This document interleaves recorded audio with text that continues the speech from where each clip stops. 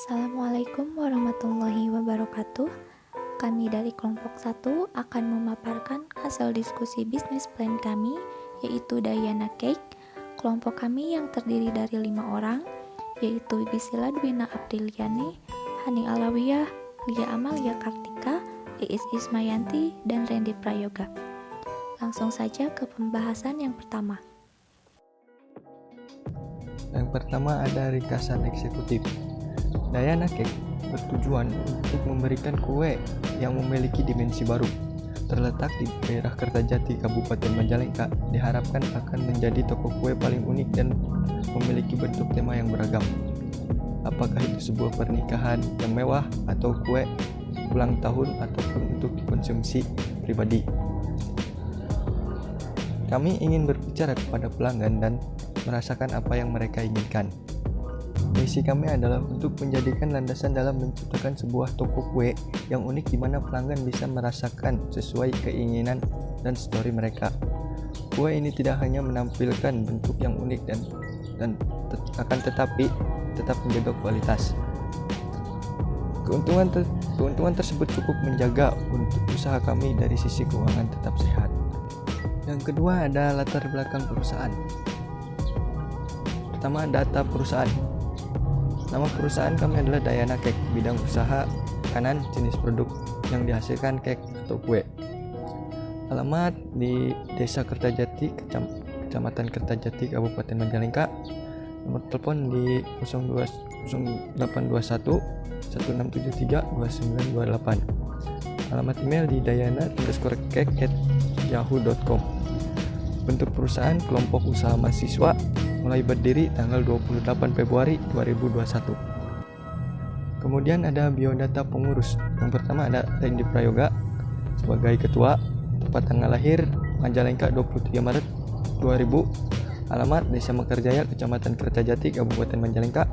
Nomor telepon di 0821 1673 2928. Alamat email randyprayoga@gmail.com. Pendidikan terakhir SMA PGRI 1 Majalengka. Yang kedua ada Gisela Dwi Apriliani, jabatan sebagai bagian sumber daya manusia, tempat tanggal lahir Majalengka 17 April tahun 2000, alamat rumah di Cimanggung Residence Blok L27 Sendang, nomor telepon di 0896 3720 7457, alamat email di Gisela Dwi Apriliani 9a@gmail.com. Pendidikan terakhir SMAN Negeri 1 Talaga.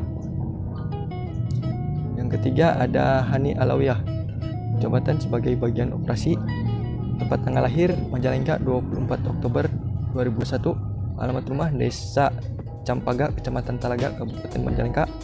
Nomor telepon di 0853 1494 6046. Alamat email di hanialawiyah@gmail.com. Pendidikan terakhir SMKN 1 Talaga. Yang keempat ada Iis Ismayanti, jabatan sebagai bagian keuangan, tempat tanggal lahir Majalengka 3 Juni 2000, alamat Desa Pakuburum, Kecamatan Kertajati, Kabupaten Majalengka. Nomor telepon di 085795 192 008. Alamat email iisismayanti647@gmail.com. Pendidikan terakhir SMK Negeri 1 Kadipaten. Yang kelima ada Lia Amalia Kartika, jabatan sebagai bagian pemasaran, tempat tanggal lahir Majalengka 2 Maret 2021, alamat rumah di Desa Kertajati, Kecamatan Kertajati, Kabupaten Majalengka. Nomor telepon di 0831 5710 6891. Alamat email liaamaliaka@gmail.com. Pendidikan terakhir di SMK Negeri 1 Kadipaten. Kemudian ada struktur organisasi. Yang pertama Randy Prayoga sebagai ketua. Kemudian ada Gisela Dwi Apriliani sebagai bagian sumber daya manusia, Hani Alawiyah sebagai bagian operasi, Iis Ismayanti sebagai bagian keuangan, Lia Amalia Kartika sebagai bagian pemasaran. Saya Lia Amalia Kartika. Pada kesempatan kali ini akan memaparkan mengenai analisis pasar dan pemasaran. Langsung saja kita masuk pada pembahasan yang pertama, yaitu produk atau jasa yang dihasilkan. Cake adalah salah satu kuliner yang sangat diminati, khususnya oleh konsumen Indonesia. Bisnis kuliner cake ini juga menjadi salah satu bisnis yang banyak diminati oleh pengusaha maupun calon pengusaha. Hal ini karena bisnis cake merupakan salah satu bisnis yang sangat menjanjikan, mudah dipasarkan, dan mudah untuk dijual. Selanjutnya, target atau segmen pasar yang dituju. Kami membidik segmen pasar dengan konsumen dari berbagai macam kalangan. Karena lokasi kami berada di daerah Kertajati, Kabupaten Majalengka, yang merupakan kawasan pendidikan dan dekat dengan kawasan BIJB, maka konsumen kami lebih banyak adalah pelajar, mahasiswa, karyawan, maupun para wisatawan. Walaupun tidak menutup kemungkinan untuk mengembangkan wilayah pasar pada daerah lainnya. Selanjutnya, proyeksi penjualan. Kegiatan usaha kami pada bulan pertama berada pada tahap kegiatan promosi untuk mendapatkan pelanggan. Kami meyakini pada bulan-bulan selanjutnya akan mengalami peningkatan penjualan secara bertahap sebesar 15%, dengan nilai perkiraan pada Maret 2021 sebesar Rp2 juta, pada April 2021 sebesar Rp2.300.000, dan pada Mei 2021 sebesar Rp2.645.000. Selanjutnya, strategi pemasaran. Pengembangan produk dengan menyediakan cake dengan berbagai tema dan ukuran. Pengembangan wilayah pemasaran, melakukan promosi pada daerah di luar wilayah penjualan saat ini untuk mengembangkan wilayah pemasaran. Kegiatan promosi dilakukan melalui media sosial seperti WhatsApp, Facebook, Instagram, dan memasang pamflet di tempat yang strategis. Strategi penetapan harga menggunakan strategi cost plus pricing. Kemudian analisis pesaing. Pesaingnya adalah pemilik usaha sejenis usaha cake rumahan. Keunggulannya menyediakan berbagai cake yang lebih bervariasi. Kelemahannya kisaran harga yang terlalu mahal dan tidak memiliki stok untuk langsung dijual. Saluran distribusi, wilayah pemasaran, dan jalur distribusi yang direncanakan. Yang pertama, wilayah pemasaran. Lokal 95%, regional 4%, nasional 1%, dan ekspor 0%. Yang kedua, jalur distribusi dengan menggunakan reseller. Saya Hani Alawiyah. Di sini saya akan menjelaskan seperti apa proses operasi pada usaha kami. Yang selanjutnya yaitu proses operasi. Dalam kegiatan operasi, kita menggunakan proses make to order, di mana kami membuat produk berdasarkan pesanan atau sesuai dengan keinginan konsumen. Namun tidak hanya itu, kami juga menyediakan stok cake apabila ada konsumen yang ingin membeli secara langsung ke toko tanpa memesan terlebih dahulu. Kemudian yang selanjutnya yaitu rencana pengembangan operasi, melihat perkembangan usaha yang signifikan untuk perencanaan ke depannya agar usaha lebih dikenal oleh masyarakat dan semakin berkembang, maka kami berencana untuk membuka cabang usaha di beberapa lokasi yang menurut kami cukup strategis. Selanjutnya yaitu rencana peningkatan volume penjualan. Volume penjualan direncanakan akan meningkat sekitar 15% setiap bulannya. Hal ini didapat dengan ketersediaan dana untuk operasional bertambah. Sebagai upaya meningkatkan usaha, kami juga menambah tempat untuk penjualan. Dana yang dibutuhkan untuk rencana peningkatan volume penjualan ini sebesar sekitar Rp1 juta. Saya Gisela Dwina Apriani. Di sini saya akan menjelaskan mengenai analisis sumber daya manusia. Yang pertama yaitu analisis kompetensi sumber daya manusia dengan tingkat pendidikan SMA atau SMK yang berjumlah 5 orang, yaitu bagian departemen manajemen 1 orang, bagian pemasaran 1 orang, bagian operasi 1 orang, bagian sumber daya manusia 1 orang, bagian keuangan 1 orang. Keunggulan dan kompetensi sumber daya manusia yang lain yaitu mampu mengontrol tingkat kinerja, mempunyai kompetensi yang unggul di bidangnya masing-masing, mampu mengefisienkan dan mengefektifkan aktivitas operasi, dan yang terakhir yaitu mampu menganalisis laporan keuangan. Yang kedua yaitu analisis kebutuhan dan pengembangan sumber daya manusia. Yang pertama yaitu bagian pemasaran dengan tingkat pendidikan SMA atau SMK sederajat. Pengalamannya 12 bulan dengan keterampilan khusus mampu memenuhi target penjualan. Yang kedua yaitu bagian operasi. Dengan tingkat pendidikan SMA atau SMK sederajat, pengalamannya 12 bulan, dengan keterampilan khusus mampu mengelola persediaan. Yang ketiga, bagian sumber daya manusia, dengan tingkat pendidikan SMK atau SMA sederajat, pengalamannya 12 bulan, dengan keterampilan khusus mampu meningkatkan kinerja sumber daya manusia. Dan yang terakhir yaitu bagian keuangan. Dengan tingkat pendidikan SMA atau SMK sederajat, pengalaman 12 bulan dan keterampilan khusus yaitu mampu mengoperasikan sistem informasi akuntansi. Yang ketiga yaitu rencana kebutuhan pengembangan sumber daya manusia. Yang pertama yaitu bagian pemasaran dengan jumlah kebutuhan 2 orang, tenaga yang tersedia 1 orang, tenaga yang harus direkrut berarti 1 orang. Yang kedua bagian operasi, jumlah kebutuhan 2 orang, tenaga yang tersedia 1 orang, berarti tenaga yang harus direkrut ada 1 orang. Yang ketiga bagian sumber daya manusia, jumlah kebutuhan 1 orang, tenaga yang tersedia 1 orang. Dan yang terakhir bagian keuangan, jumlah keuangan 1 orang, tenaga yang tersedia 1 orang.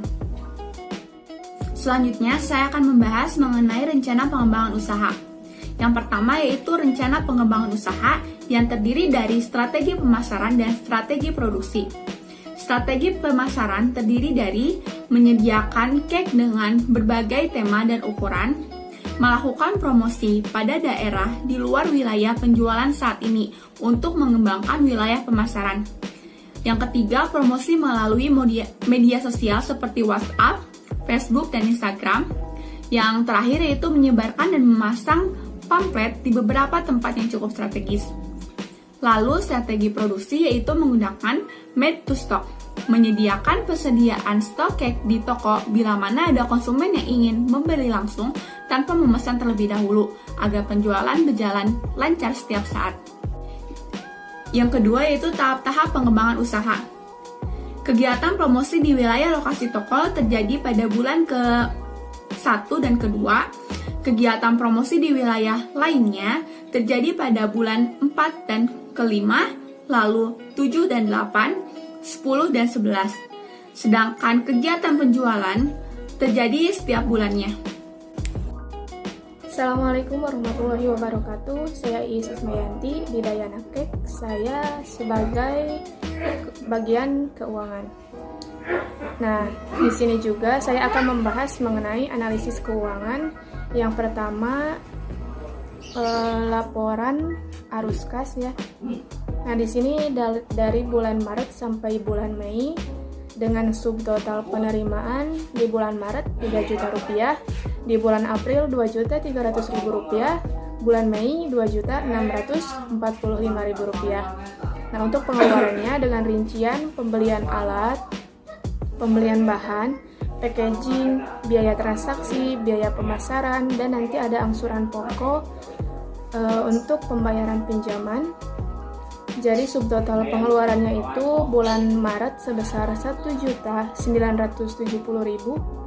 bulan April sebesar 1.775.000 rupiah, bulan Mei sebesar 2.150.000 rupiah. Nah, nanti pengeluaran dan pemasukan ini diselisihkan sehingga menghasilkan selisih kas pada bulan Maret 1.030.000 rupiah, bulan April 525.000 rupiah, bulan Mei 495.000 rupiah. Nah, selanjutnya saldo kas awal itu dari mana sih? Nah, saldo kas awal 1 juta itu pada bulan Maret itu berasal dari pinjaman kita. Nah, untuk saldo kas di bulan selanjutnya kita bisa tambahkan selisih kas di bulan sebelumnya dengan saldo kas awal di bulan sebelumnya. Jadi nanti di saldo kas awal bulan April berarti pertambahan antara selisih kas di bulan Maret ditambah saldo kas awal di bulan Maret. Nah, untuk saldo di sini saldo kas akhirnya di bulan Maret sebesar 2.030.000 rupiah, itu hasil tambah dari selisih kas dan saldo kas awal. Terus selanjutnya di bulan April saldo kas akhirnya sebesar Rp2.555.000. Untuk bulan Mei sebesar Rp3.050.000. Nah, Dayana Cake ini untuk rencana kebutuhan investasinya sebagai dana untuk peningkatan volume penjualan, kita membutuhkan investasi sebesar Rp1 juta. Nah, jadi rencana kebutuhan peminjaman itu tadi sudah disebutkan ya, Rp1 juta, dan rencana pengembalian dana pinjaman itu selama 3 bulan. Selanjutnya yaitu dampak terhadap lingkungan. Yang pertama, dampak produksi dan teknologi terhadap lingkungan. Nah, proses produksi biasanya memberikan dampak berupa bahan pencemar yang disebut juga sebagai polutan. Nah, semakin tinggi pertumbuhan ekonomi berarti semakin tinggi pula polutan yang dihasilkan dalam proses produksi. Pada jenis usaha ini, sebagian besar polutan yang dihasilkan berupa sampah basah dan sejumlah kecil sampah kering, di mana adanya polutan sebagai substansi asing dalam lingkungan akan menyebabkan timbulnya pencemaran lingkungan. Nah, yang selanjutnya yaitu penanganan limbah yang dihasilkan akibat proses produksi tersebut. Pengolahan limbah sampah organik dan sampah anorganik secara sederhana, salah satunya adalah dengan metode pembuatan kompos. Nah, untuk analisis resiko usaha, yang pertama mengenai produk yang kurang menarik minat konsumen. Nah, dengan banyaknya variasi cake yang beredar di masyarakat menimbulkan selera yang bervariasi pada masyarakat atau konsumen. Terlebih lagi dengan banyaknya desain dekorasi cake yang unik yang membuat selera konsumen sangat beragam. Nah, untuk yang kedua, cake yang tidak terjual dengan cepat karena hanya memiliki daya ketahanan selama 1 minggu. Yang ketiga, cara pembuatan cake yang salah dapat menyebabkan pembengkakan pada biaya pembuatan dan membuat cake ini mudah hancur dan kadaluarsa. Nah, adapun antisipasi resiko usaha untuk menangani resiko usaha yang tadi telah saya sebutkan. Yang pertama yaitu memperkenalkan produk kami ke masyarakat dan konsumen dengan semenarik mungkin melalui media sosial atau media-media lainnya sehingga membuat konsumen ingin mencoba produk yang kami buat. Nah, untuk yang kedua yaitu membuat kue ini dengan penuh perhatian sehingga tidak menimbulkan kesalahan dan memudahkan kue kadaluarsa dan mudah hancur tersebut. Nah, sekian yang dapat saya sampaikan. Kurang lebihnya mohon maaf. Wassalamualaikum warahmatullahi wabarakatuh.